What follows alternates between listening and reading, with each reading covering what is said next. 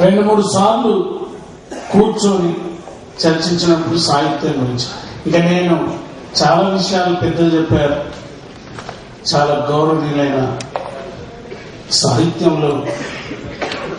సాహిత్యాన్ని పిండి అసలు ప్రపంచంలో ఉండే సాహిత్యాన్ని గురించి అధ్యయనం చేసిన నారాయణ రెడ్డి గారు చాలా పెద్దలండి. వాస్తవంగా మేము సాహిత్యం పాట రాయాలి, ఇది కవిత్వం అవుతుంది, ఈ రోజు అవార్డు వస్తుందని అనుకోలేదు. ఈ ఏదో ఒకటి గీకుడు పాడు నిజంగా అసలు ఇది ఒకటి కవిత్వం అవుతుంది, పాట అవుతుంది అనుకోలేదు. హనుమంతన్న ఫస్ట్ నేను అడిగిన సినిమా తిరుమల ఇంటికున్నప్పుడు ఇంత శక్తి ఎట్లా వస్తుంది అన్నాడు. ఆయన 2 కారణాలు చెప్పాడు. ఒకటి, మనిషికి ఏదైనా ఒక సిద్ధాంతం ఉండాలి, ఒక ఫిలాసఫీ ఉండాలి మనిషి. రెండవది, ఆయన ఇంకొక శక్తి ఉండాలన్నాడు. ఈ సిద్ధాంతం అయితే నాకు కూడా అప్పుడప్పుడే నేర్చుకుంటున్నా, అందరూ చెప్తున్నా అర్థమైంది, కానీ ఆ శక్తి ఏంది అన్నది అది మీ అక్క అని చెప్పాడు.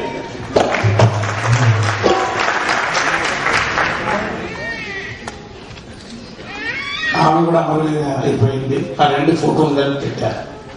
అందు గురించి నాకు ఇచ్చిన అవార్డు మానవ చరిత్రలో ఈ మట్టి చేతుల్ని సృష్టించినట్టే, ఈ మట్టి చేతులు ఈ వస్తువుల్ని సృష్టించినట్టే, ఈ ప్రపంచాన్ని మార్చినట్టే ప్రతి మనిషి వెనుక సామ్రాజ్యవాదం, పెట్టుబడిదారి విధానం, భూస్వామ్య వ్యవస్థ, మగ పెత్తనం, ఈ 4 బండరాలు వస్తున్న స్త్రీ జాతికి నా ఇదాన్ని అంకితం చేస్తున్నా.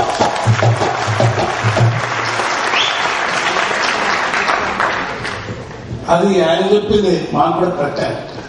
కాబట్టి నేను ఎక్కువ సాహిత్యం గురించే మాట్లాడతా. సాహిత్య సభగా సాహిత్యం రాజకీయానికి సంబంధం లేదనుక. వాస్తవంగా 2 రకాలుగా మనకు ఉంటాయి. ఇది డ్రెస్ వేసుకునే ముందు నేను అమ్మని అడిగేటి ఎట్లా బుక్స్ కడతారు, ఎట్లా మేము కూడా అంతవరకు ఇంతకుముందు ఫామ్స్ అన్ని వేసినా మేము వేసినాం, దానికి ఇక్కడ లేకపోతే నాకు 2 ఇచ్చారు. 2 ఇయ్యగానే ఈ కీసలా పెట్టుకునేది పెద్ద ఊర్లో పెట్టుకుంటారు కానీ ఆపద వచ్చినప్పుడు ఇలా కదిలిస్తారు, లేకుంటే ఇలా కదిలిస్తారు.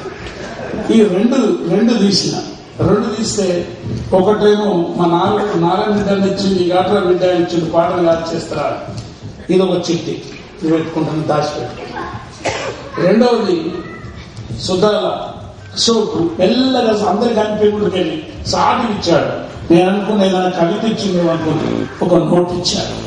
ఇది సబర్సిక్కల గుర్తు. ఎందుకు చెప్తున్నంటే మొట్టమొదట నాకు కాలేజ్ స్కూల్లో ఫస్ట్ ఒక కప్ ఇచ్చారు. 4th క్లాస్ చదువుతున్నప్పుడు ఫస్ట్ క్లాస్ ఏదో ఫస్ట్ ప్రైజ్ వస్తే అది తీసుకుపోయి దాన్ని చదువుకుంటే మా అమ్మకి ఇచ్చిన, లక్ష్మమ్మ అమ్మకి ఇస్తే ఆమె తీసింది, నేను తీసుకుపోయి అక్కడ పెట్టిన. పెడితే కొద్దికి వచ్చారకు లేదు, ఏమైంది అమ్మ అది కప్పు అంటే మరి చెప్పకు కుండల దాచిపెట్టినా, కుండల దాచిపెట్టినావు ఎందుకేంటి, ఎండిది బిడ్డ, ఎండిది కాదే అది ఇంటి పూత పూసింది పాడుగలడు.